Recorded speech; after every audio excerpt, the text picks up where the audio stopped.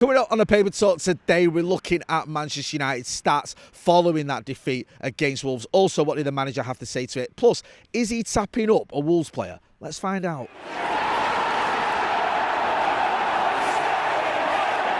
Jay here for Stretford, Paddock. This is the Paper Talk. As you can see, I'm outside Old Trafford and the weather is about as dismal as my mood. Manchester United losing 1-0 yesterday, of course, at home to Wolves. A lot of the stories this morning are focusing on that defeat, and it's more records that Manchester United don't want. I think it's now official. We are going to have, no matter what happens between now and the end of the season, we're going to have our worst ever Premier League season. I think even if we win the rest of our games, we can't surpass the points tally that we achieved, if that's the right word, in the Ralph Rangnick, Ole Gunnar Solskjaer Ralph Rangnick season, which was, I think, was it 58 or something? I can't remember what it was. It was very low. Anyway, we're not going to get more than that. Also, I think it's our highest number of home defeats since 1962-63, and it's our most, I think, defeats overall, Premier League defeats, I think, ever in a single season, obviously. So, loads of records there that you don't want. And the biggest record, of course, is that defeat, that 1-0 loss. It's another loss and another deflating performance on the back of a good performance, or at least a sort of spirit-lifting performance against Lyon, which was fantastic. It was great. We got through that round. We're still in the Europa League. Everyone was absolutely buzzing. My voice is still not recovered from those celebrations at the end. And then you go into the game on Sunday, and it's the same old. I know the Premier League doesn't matter as much as the Europa League for Manchester United this season. The Europa League is our only chance of silverware, is our only chance of European football, is our only chance of Champions League football next season. I get all that, but you still do not want to keep losing football matches. You still do not want to finish right near the bottom end of the table, which is where Manchester United are heading. There's a possibility United finish, 17th this season or something like that. I mean, that would be just embarrassing, to be honest with you. It's one of those, how far we done fell. It's just embarrassing, it really is. So a lot of things for Ruben Amorim to fix. Of course, one problem we've had is the striker, Rasmus Hojlund. I don't want to single him out. I'll get to other areas in a minute. But obviously didn't have the greatest of games against Wolves. Difficult afternoon for him. A lot of people were criticising him. Alan Shearer was saying he looks damaged on Match of the Day, if anyone cares what Alan Shearer says. Also, you saw it on social media, a lot of people laying into him. Just on the stats themselves, I think he had 4 touches in the opposition box, 14 touches overall in the 70 minutes that he played, 1 shot as well, and his XG was 0.07. I mean, that tells its own story. Now, in the past, I've defended Rasmus Hojlund. I'll defend him still, but I've felt sorry for him in a way because the lack of service. He's not getting the chances that he should because his teammates aren't picking him out when they should pick him out. But I don't think that was the case yesterday. I think there were some crosses into that box. There were some opportunities for him that he could have made more of. There's a couple of chances, I think, that were at least one that sticks in the mind across the box that maybe he should have got on the end of. There was also the one where he sort of he created it himself, really. He did a good turn, was running forward. I think there was options for him. He could have played in, maybe, was it Kobe Mainu? I think Dorgu might have been over on the other side as well. There was other options for him. And the disappointing thing about that particular opportunity and that particular chance is nothing comes of it whatsoever. There's no shot. We don't test the keeper. It's just, he gets tackled. And it's just, he's going through one at the minute, Rasmus Hojlund. And you worry about, will he get out of this? Will he recover from this? Will he turn it around? I know he's only a very young striker. Was he 22? So it's not like he's done in general terms, obviously, but you do look at it and you go, he got 10 Premier League goals last season. I think he's got 3 this season. He'll struggle to reach 10 Premier League goals this season, obviously.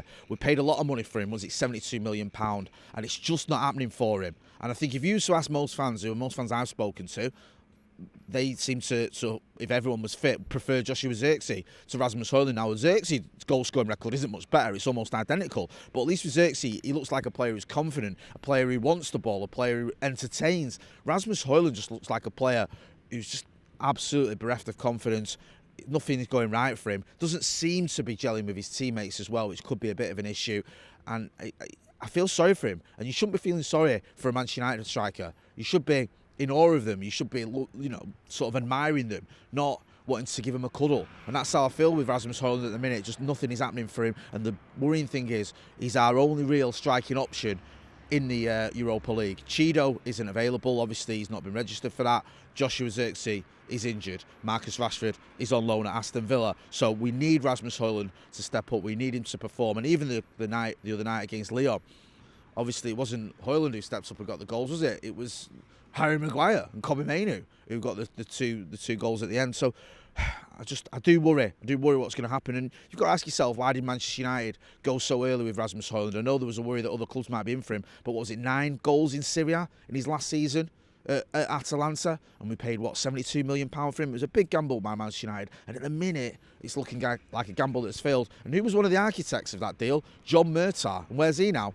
He's at Atalanta. He's got himself a nice job off the back of that. So it's worked out well for someone, hasn't it? I don't know if it's going to work out well for Manchester United and Rasmus Hojlund. I hope it does. I'll always get behind him. I think he does need the backing of the fans, but you have to be honest about what you're seeing at the minute. And what you're seeing at the minute, it just isn't good enough. Not from Rasmus Hojlund and not from Manchester United as well. And he's not the only one as well. There's other players that need to step up. Obviously, the manager, Ruben Amorim, rested a few players against Wolves. Bruno Fernandes, being a big call. I think he still ended up having more shots than any other Manchester United player, despite the fact he only played about 30 minutes. You saw that Mason Mount didn't start. He was brought on. He's another player who's not really got going at Manchester United. At least Hojlund can look at that first season and said he had a positive first season. Mason Mount hasn't really done anything. I don't want to dig him out too much because he only came on as a substitute. It's not his fault we lost against Wolves. But it seems to be a cameo that creates more questions than answers. He had that chance on his left foot that he skied. And I see people saying, look, what's Mason Mount actually done in the United shirt? He was given that coveted number 7 shirt. We spent a lot of money. Was it 55 million quid on a player that was out of contract at Chelsea 8 months later? And he's yet to get going.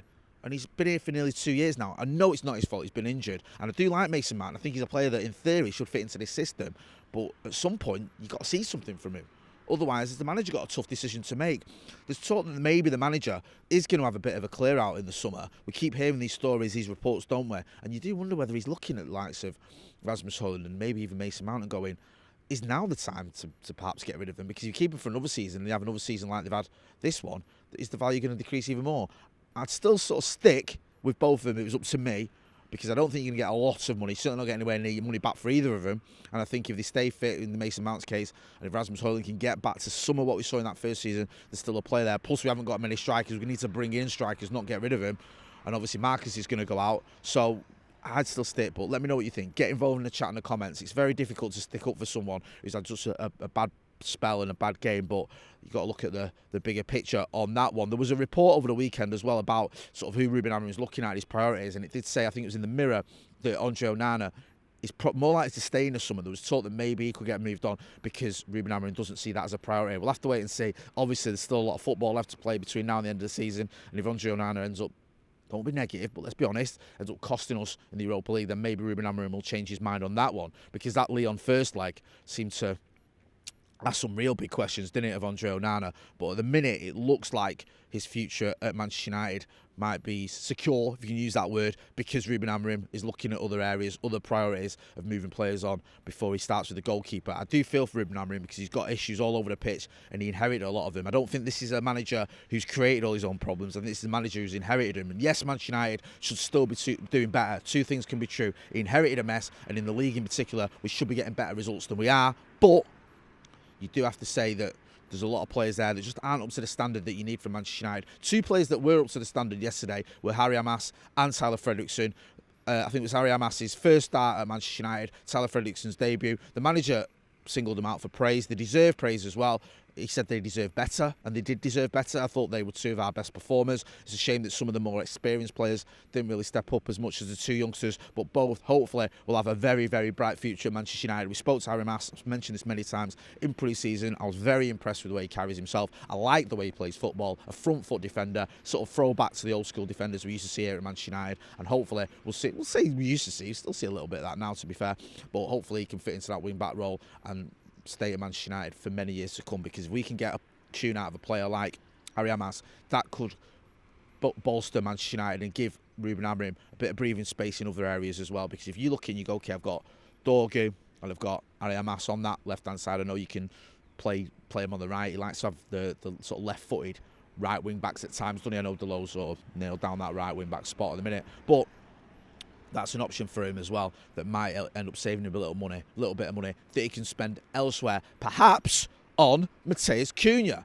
I don't know if you saw the picture of Ruben Amorim with his arm round Cunha yesterday as he was going down the tunnel. Lots of people making a big deal out of that, saying he's tapping him up, he's trying to get him to Old Trafford, he wants him to be a Manchester United player. We have been linked with Matheus Cunha quite a lot. We spoke to Laurie Whitwell about this on Inside United, his regular show that he does fortnightly on Stretford Paddock. He said it was really interesting, Cunha. He said that Manchester United admire Cunha, Ruben Amorim likes him, that there's a good chance that United could go in for him in the summer. 62 million quid is the buyout clause. Can Manchester United afford that?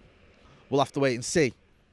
You'd like to think that a club like Manchester United could afford to spend £62 million on a player, but we don't know, do we? The finances are a mess, aren't they, at the minute? So, one to keep an eye on. Don't know how much you can look into Ruben Amorim putting his arm around Matheus Cunha, but maybe it does mean something, maybe it doesn't. I thought Cunha was all right against us yesterday. You saw what he's about. We know what he's about. He's got a lot of goals this season. He's a strong player. He's a quick player. He's a skillful player. He knows where the net is. We could certainly use him at Old Trafford. And, yeah, there's a chance that Ruben Amorim is a fan, and maybe we can get the 62 million quid together and get him in. Another transfer story that was doing the rounds over the weekend was Marcus Rashford staying at Aston Villa, but Ollie Watkins being a bit of a swap deal. I think I saw this in the Star. I think this was over the weekend, saying that maybe there could be a bit of a swap deal to be done there. Ollie Watkins, who started for Aston Villa the other day, didn't he? He did quite well against Newcastle. He didn't start against PSG. Didn't really do much when he came on against PSG, to be brutally honest, but he's had a very, very good career at Aston Villa, and let's not kid ourselves. He's been banging in the goals since he got there. So, would Villa be willing to let him go? I think he's, 29 there? Not that much older than Marcus Rashford, but a little bit older. Is there a swap deal to be done? Maybe. I'm doubtful. I think swap deals are rare for a reason. There's so many complications when it comes to a swap deal. The wages are obviously different. Sometimes the value of one player isn't identical to the value of another. Then you've got to convince both players that it's the move they want to make. There were reports that Marcus Rashford might not even be set on a permanent move to Aston Villa. He might want to go elsewhere. We still don't even know if Aston Villa definitely want Marcus Rashford. He did well against PSG, especially in that second half. But are they willing to stump up 40 million quid? I think he's had a decent loan spell there. It's not been quite as amazing as everyone's made out. It's been good, but has it been good enough for Unai Emery to spunk? Let's not use that word first thing on a Monday morning. I was going to say to spunk 40 million quid on Marcus Rashford. Forgive me there. That's not what I meant at all. To spend 40 million quid on Marcus Rashford. Producer Ben just knocked the camera over laughing at me. So we'll have to wait and see. Bit of a misspeak there for me on Easter Bank Holiday Monday. I think I'm going to leave it there before I get myself in any more trouble. Make sure if you're not doing already, you are checking out all the other videos on the channel. Bit of a reaction to yesterday. Go and check out the reaction to Thursday night as well. Cheer yourself up. What a night that was. It's just a shame we can't have two decent results after each other, can we, at this football club? That seems to be a thing of the past. Going to be back later on with the Paddock podcast. I've been Jay Motti. This has been The Paper Talk. Don't forget to hit like, share and subscribe. Thanks for watching.